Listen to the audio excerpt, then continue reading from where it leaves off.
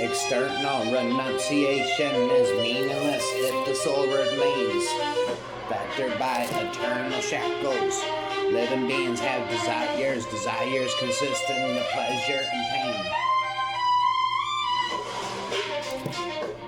One who is constantly careful in his deportment is like a lily in the pond, untarnished by mud.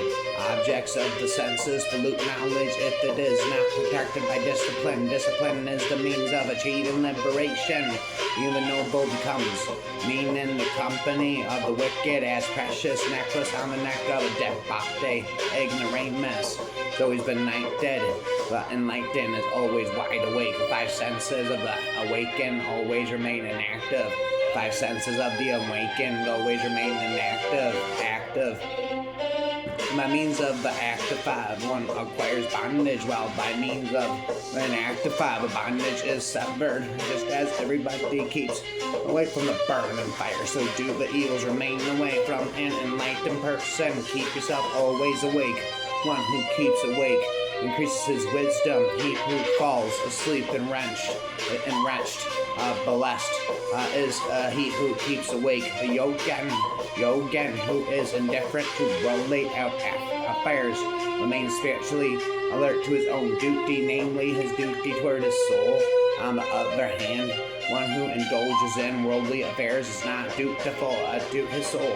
A birth is attained by death, youth by decay, and fortune by misfortune. Thus, everything in this world is momentary. The courageous as well as the cowardly must die. When death is inevitable for both, why should not one welcome death smilingly and with fortitude? Both the righteous and unrighteous must die. When death is inevitable for both, why should not one embrace death while maintaining good conduct? There is nothing as fearful as death, and there is no suffering as great as birth. Be free from the fear of both birth and death, and by doing away with attachment to a body, do not be in dread of the dreadful, the illness, the disease, the old age, and even the death, or any other object of fear. The non-vigilant has fear from all directions. The vigilant has none from any. One who entertains fear finds himself lonely and helpless. The valiant does not tolerate indulgence, nor does he tolerate abhorrence. As she is pleased with his own life, he is not attached to anything.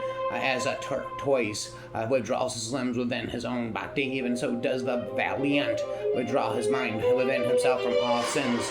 He also withdraws his hands, legs, mind, sense, organs, sinful moods, evil words, pride, and the deceitfulness. This indeed is the valor of valiant. The enlightened should contemplate that his soul is endowed with boundless energy. Only that man can take a right decision whose soul is not tormented by the afflictions of attachment and aversion. One who knows the spiritual self knows the external world too. He who knows the external world knows the self also. One's vision is capable of expelling the darkness. Do not need a lamp. Likewise, the soul, the self being blissful, there's no need of external objects for bliss. Of those who are interested in worldly objects have a necessity, a misery in them. If there were no misery in them, they would not indulge in those objects. I condemn what is worthy of condemnation. I censor what is worthy of censor. I atone for all the outer and inner encroachments on the soul. Let's stay of our huts and set huts and the Varanagas be and my goal as the fire quickly consumes dry wood, even so an adept whose soul is equipoised and unattached causes the accumulated karma structure to disintegrate.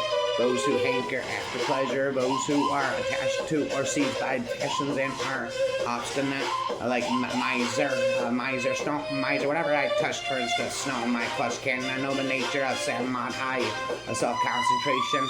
A monk engrossed in meditation renounces all evils. Meditation is therefore the best way of regression from all transgression. One who meditates on the soul attains the supreme samadhi. The monk who is observed by meditation achieves victory over attachment and aversion, and the senses of fear vanishes and his passions are shattered. Finally, he extirpates his indulgences, abhorrence, and delusion that are hats of the past, those of the present and the future. Narrate thus, discourse thus, proclaim thus, and affirm thus. One should not endure, subjugate, enslave, torture, or kill an animal, living being, or organism, or sentient being. The doctrine of nonviolence, ahimsa, dharma, is immaculate, immutable, and eternal.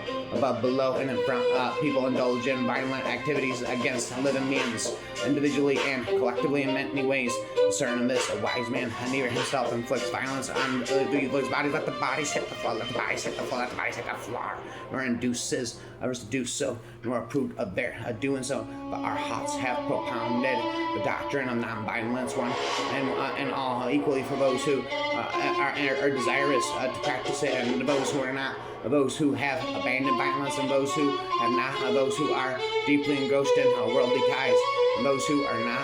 This doctrine of ahimsa is true. It is rightly enunciated here in the teaching of the Arhats, comprehend of a true spirit of a doctrine. One should practice it till one's last breath. All living beings wish to live and not to die. That is why Negrapas, personages devoid of attachments, prohibit the killing of living beings. Or knowingly or unknowingly, one should not kill living human beings, mobile or immobile. And this immobile or immobile in this world, nor should cause them to be killed by others. Just as pain is just not agreeable to you, and so with others, knowing this principle of equality, treat others with respect and compassion. Killing a living being is killing one's own self. Showing compassion to a living human being is showing compassion to oneself. He who desires his own good should avoid causing any harm to one living being. The being whom you want to kill is the very same as you are yourself. The being whom you want to be kept under obedience is the very same as you yourself. Even an intention of killing is the cause of the bondage of karma, whether you actually kill or not. From the real point of view, this is the nature of bondage of karma. And by forever, Jainism.